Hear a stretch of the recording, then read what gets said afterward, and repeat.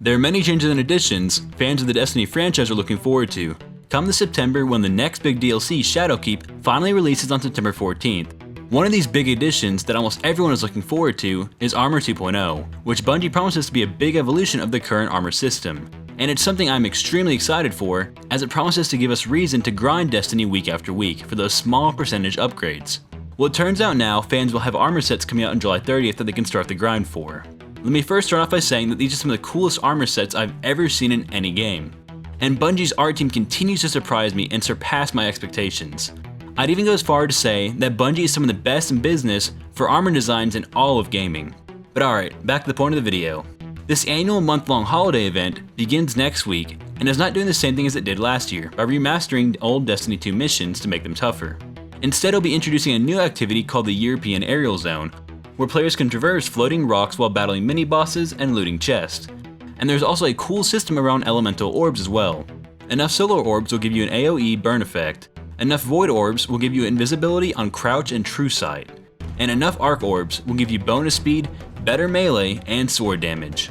It's been stated that these will only be temporary effects every 30 orbs or so, and not be active in Gambit Prime and competitive Crucible. This is the first lesson Bungie has learned. The second lesson that they've learned is handling armor. Just like last time around, there will be 4 stages of armor to unlock, and recent data mining has shown that most data mine challenges look pretty doable, until the latter stages, where the task to masterwork the armor requires running strikes of clanmates and 2 manning Shattered Throne. The biggest change to this year's event though, is that the armor this time around won't be rendered useless anytime soon. Unlike last year's Solstice Armor, which was obsolete after Forsaken, Bungie has confirmed that if you get the full legendary set, you'll be able to pick it up from the Banshee when Shadowkeep launches as your very first Armor 2.0 set. This will allow you to slot in a bunch of new and old mods for flexible customization. This is great news for people wanting to make sure their month of grinding won't be useless, and has already hyped me up for the event. However, it turns out that this upgrade may only apply to the new armor sets. This means that the game's other roughly 44 armor sets per class, not including ornaments, may not be viable options to wear for Destiny 2's Year 3. This isn't a deal breaker by any means, but it is still a small worry.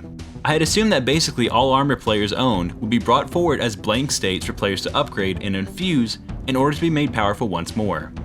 This may well end up being similar to Bungie's old way of Year 2 weapons being brought back from Year 1, where it was basically an excuse to trickle out Year 1 weapons as new seasonal content that was essentially the same but could be rolled with random perks.